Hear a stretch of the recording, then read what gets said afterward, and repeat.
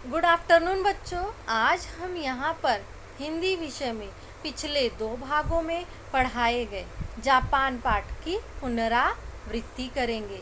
आइए पहले हम यह देख लेते हैं कि हमने पिछले 2 भागों में जापान के बारे में क्या जाना था। जापान के बारे में क्या जाना था? जापान एशिया महाद्वीप का एक ऐसा देश है जो चारों ओर समुद्र से घिरा है। सूर्योदय सबसे पहले होने के कारण यहाँ के लोग अपने देश को निपान कहते हैं। इसके अलावा यहाँ के लोग ईमानदार व मेहनती भी होते हैं। यहाँ के लोगों में अपने देश के प्रति विशेष प्रेम होता है। यहाँ के लोग देश प्रेमी, देशभक्त होते हैं। जिससे जुड़ी हुई स्वामी राम तीर्थ जी की घटना के बारे में भी हमने इस पाठ में जाना है। इसके अलावा यहाँ के लोग प्रकृति प्रेमी भी होते हैं। यहाँ पर अप्रैल के महीने में हाना मत्सुरी नामक त्यौहार, जो फूलों का त्यौहार माना जाता है, गुड़ियों से जुड़ा एक त्यौहार मार्च माह में, तथा नवंबर में सीची गोसेन नामक त्यौहार जो बच्चों का पर्व माना जाता है, बड़ी धूमधाम से मनाया जाता है। जापान की गिनती अत्यधिक समृद्ध देशों में की जाती है। यहाँ की रेलगाड़ियाँ विश्व भर में प्रसिद्ध है। टोक्यो जापान की राजधानी है। जापान के लोग बांस एवं लकड़ी के बने चाय घर में अपनी व्यस्त जिंदगी में से कुछ पल शांति के बिताने के लिए जाते हैं। किमोनो वहाँ की परंपरागत पोशाक है। जापानियों का प्रिय भोजन चावल, मछली और फल है। जापानियों का प्रिय भोजन चावल, मछली और फल है। जापान में भूकंप आते रहने के कारण वहाँ के लोग लकड़ी के घरों में रहते हैं। वहाँ के लोग अपनी मातृभाषा बोलते हैं। वहाँ के लोग अपनी मातृभाषा बोलते हैं। तो बच्चों, जापान इस पाठ में हमें क्या क्या बताया गया है वह आज हमने इस पुनरावृत्ति के माध्यम से जान लिया।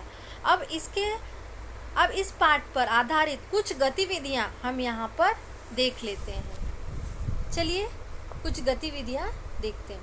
सही उत्तर चुनकर सही का निशान लगाइए।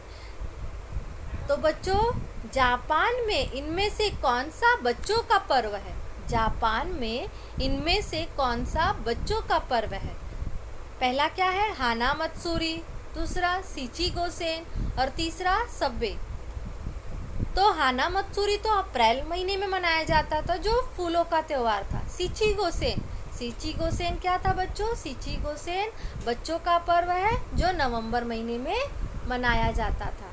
नवंबर महीने में तो बच्चों का पर्व कौन सा है? सीची गोसेन। जापानी कुछ पल शांति के बिताने कहाँ जाते हैं?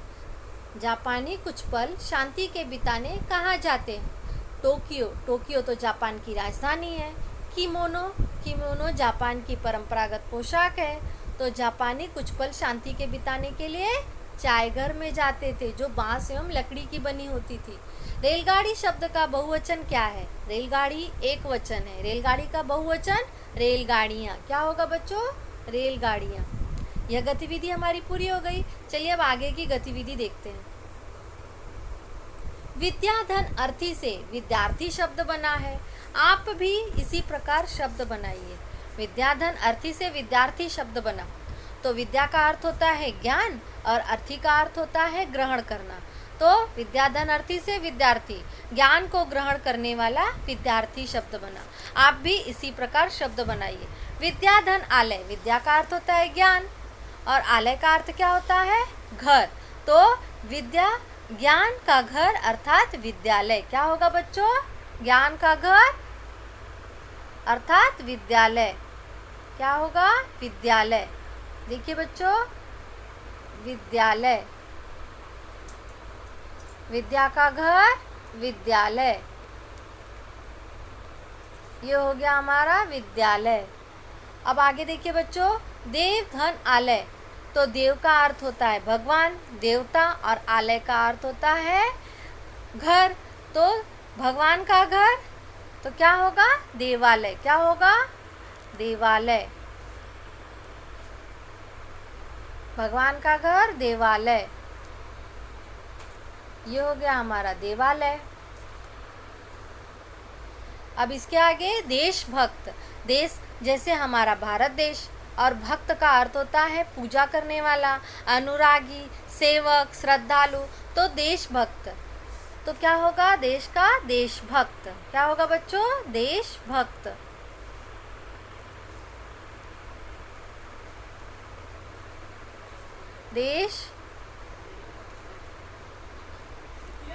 देशभक्त। महाधन आत्मा। महा का अर्थ होता है बड़ा, महान, और आत्मा का अर्थ होता है जीव, मन। तो क्या होगा बच्चों महा आत्मा का महाआत्मा, महात्मा, महाआत्मा, महात्मा। क्या होगा महात्मा को जोड़ेंगे महात्मा, अर्थात महान जीव, महान आत्मा, महात्मा। ये हो गया, ये हमारी गतिविधि पूरी हो गई। अब इसके आगे की गतिविधि देख लेते हैं। नीचे दिए गए वाक्यों में सही शब्द चुनकर लिखिए। नीचे दिए गए वाक्यों में सही शब्द चुनकर लिखिए।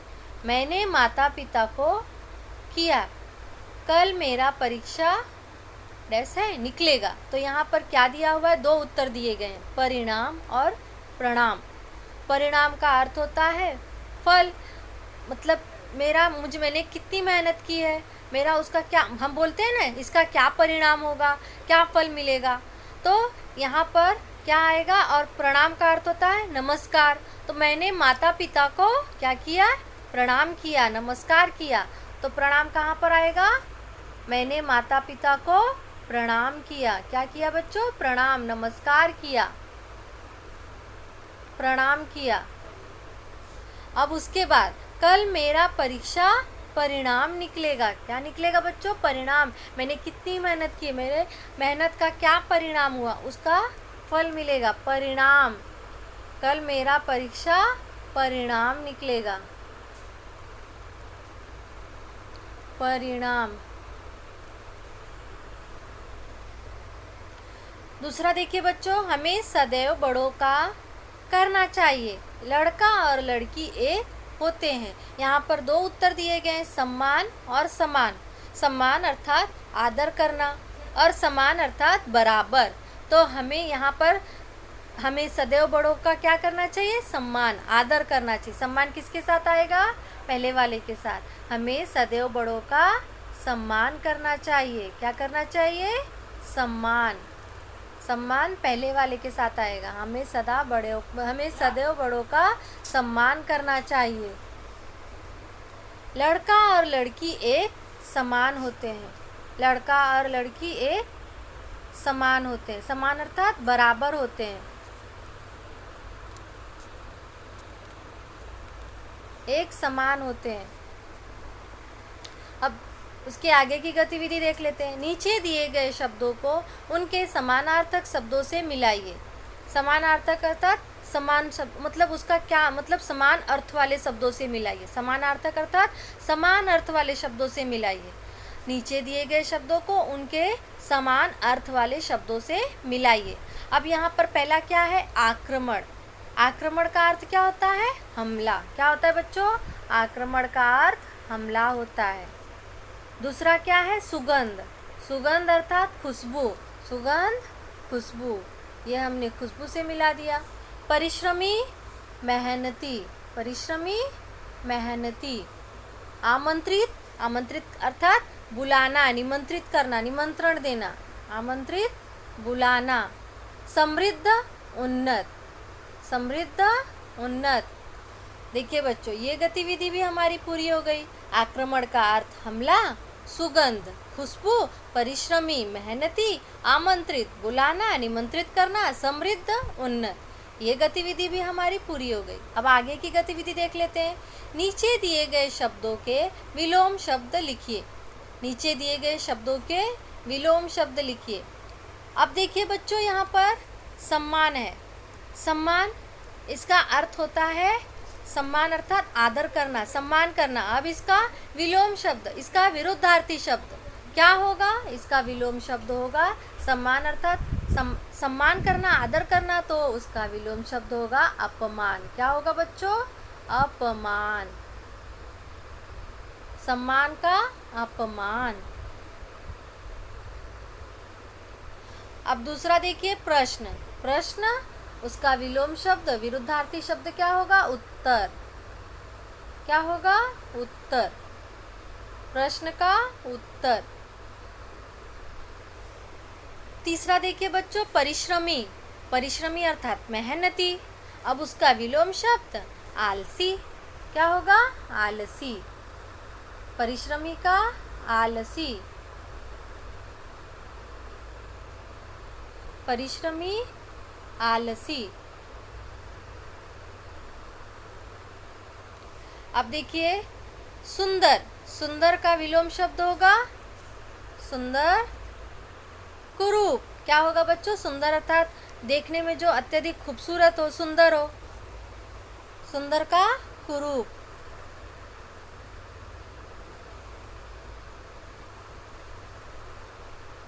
सुंदर कुरूप, बदसूरत बोलते हैं ना, कुरूप, दिखने में ना अच्छा हो। क्या होगा? कुरूप। अब देखिए शहर। शहर अर्थात गांव। शहर का विलोम शब्द गांव। क्या होगा बच्चों? शहर गांव।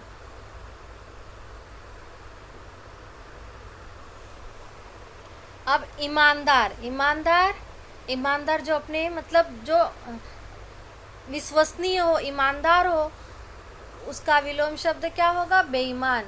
जो बेईमानी करता हो, बेईमान। ईमानदार का बेईमान। ये देखिए बच्चों, ये हो गया बेईमान। सम्मान। सम्मान का विलोम शब्द अपमान। प्रश्न उत्तर। परिश्रमी आलसी। सुंदर सुंदर कुरूप। शहर गांव। देहात शहर का, गांव देहात। और ईमानदार का बेईमान। ईमानदार बेईमान। यह गतिविधि भी हमारी पूरी हो गई। अब इसके आगे की गतिविधि यह है रिक्त स्थानों की पूर्ति कीजिए।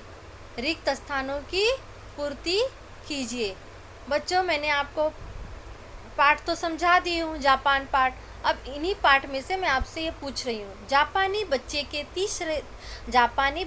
तीसरे 5वें और 7वें वर्ष को मानते हैं। जापानी बच्चे के तीसरे 5वें और 7वें वर्ष को मानते हैं। क्या मानते बच्चों? भाग्यशाली। क्या मानते हैं? भाग्यशाली। यहाँ पर उत्तर आएगा भाग्यशाली। जापानी बच्चे के तीसरे 5वें और 7वें वर्ष को भाग्यशाली मानते हैं। जो त्यौहार भी मैं आपको बता चुकी हूँ, शिचिगोसेन नामक त्यौहार बता चुकी हूँ ना बच्चों। जापानी बच्चे के तीसरे 5वें और 7वें वर्ष को भाग्यशाली मानते हैं। अब देखिए बच्चों, त्यौहार वाले दिन जगह जगह का आयोजन किया जाता है। मैं आपको पाठ में बता चुकी हूँ बच्चों कि एक गुड़ियों का त्यौहार मनाया जाता है। उस गुड़ियों का त्यौहार जो बड़ी धूमधाम के साथ मनाया जाता है, जो मार्च माह के तीसरे दिन मनाया जाता है। मार्च माह में तीसरे दिन मनाया जाता है। और इस त्यौहार में जो गुड़ियों का त्यौहार है, यह इसमें जो गुड़ियाँ त्यौहार के कई दिन पूर्व ही बनना शुरू हो जाती हैं। तो जब ये त्यौहार आने वाला रहता है तो उसकी तैयारियां बहुत ही ज़ोर शोर से होती हैं। और उनका जब यह त्यौहार जिस दिन रहता है उस दिन जगह जगह मेलों का आयोजन किया जाता है। क्या होगा बच्चों इसका उत्तर? त्यौहार वाले दिन जगह जगह आयोजन किया जाता है। किसका आयोजन किया जाता है? मेलों का। क्योंकि गुड़ियों की प्रदर्शनी लगती है, वहाँ पर मेलों का आयोजन किया जाता है। मैं आपको बता चुकी हूँ कि उन मेलों में जो सबसे सुंदर गुड़िया होती है उनको पुरस्कृत भी किया जाता है। एशिया महाद्वीप में एक ऐसा देश है, कौन सा? जापान। जापान एशिया महाद्वीप में एक ऐसा देश है जो चारों ओर किससे घिरा हुआ है? समुद्र से घिरा हुआ है। क्या उत्तर आएगा बच्चों इसका? जापान।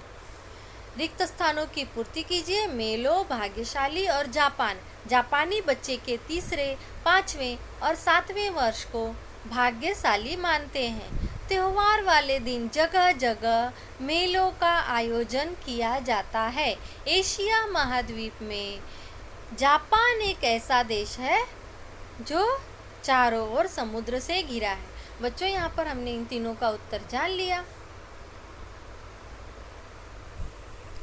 तो बच्चों, जापान इस पाठ का हमने यहाँ पर इन गतिविधियों के माध्यम से बहुत ही अच्छे से पुनरावर्तन कर लिया है। अब मैं यह उम्मीद करती हूँ कि जापान यह पाठ आप सभी को अच्छे से समझ में आ गया होगा। अब मैं इसी के साथ आप लोगों से विदा लूँगी। धन्यवाद।